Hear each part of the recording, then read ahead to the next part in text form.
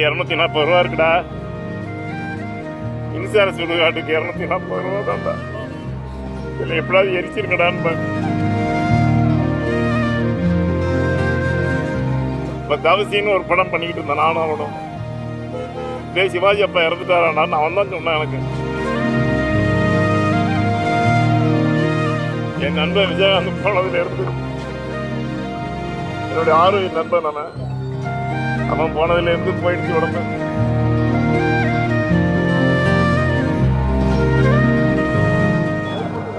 எனவே நாள வந்து பார்க்கணுன்ட்டு எனக்கு ஒரு ஆசை.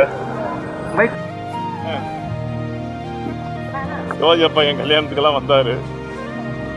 என்ன எப்பொழுதுமே கும்பகோணத்தை தான் கூப்பிடுவாரு. நான் அவரோட 3 படம் நடித்தேன். அற்புதமான ஒரு நடிகர், அவருடைய ரசிகன் நான்.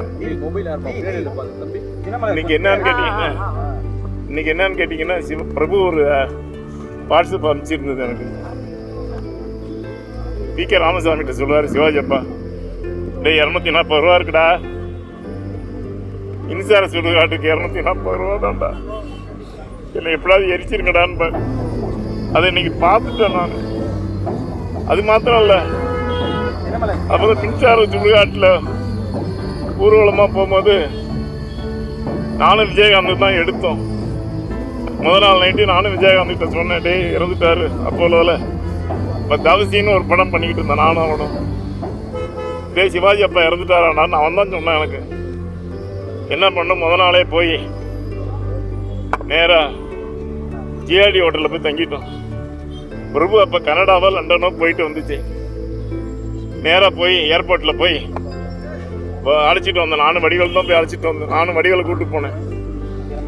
அழைச்சிட்டு அப்பாவோடைய டெத்துக்கு பார்த்துட்டு அழுது. அற்புதமான மனுஷன். அவர் மாதிரி ஒரு நடிகை பிறப்பது ரொம்ப கஷ்டம்.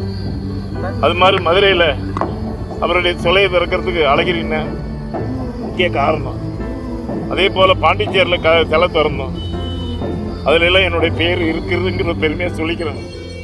சிவாஜி அப்பாவுடைய 24 நினைவு நாளில் அவரை வந்து பார்க்கறதுக்கு எனக்கு ரொம்ப சந்தோஷமா இருக்குது. அவர் நேரில் பார்க்கறது மாதிரியே இருக்குது. அவருடைய ஆத்மா சாந்தி அடைய எல்லாம் வல்ல இறைவனை வேண்டிக் கொள்கிறேன். நன்றி, வணக்கம்.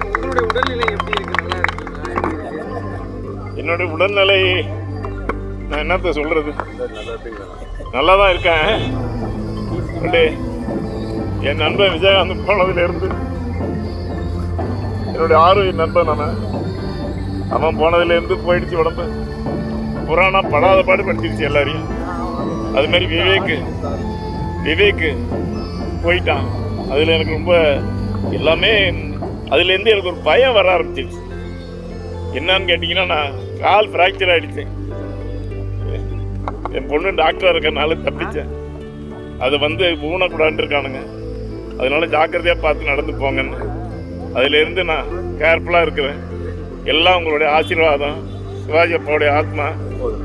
அதனால சரி, நான் வரேன் தம்பி. ரொம்ப நன்றி தம்பி, பத்திரிகை நண்பன்.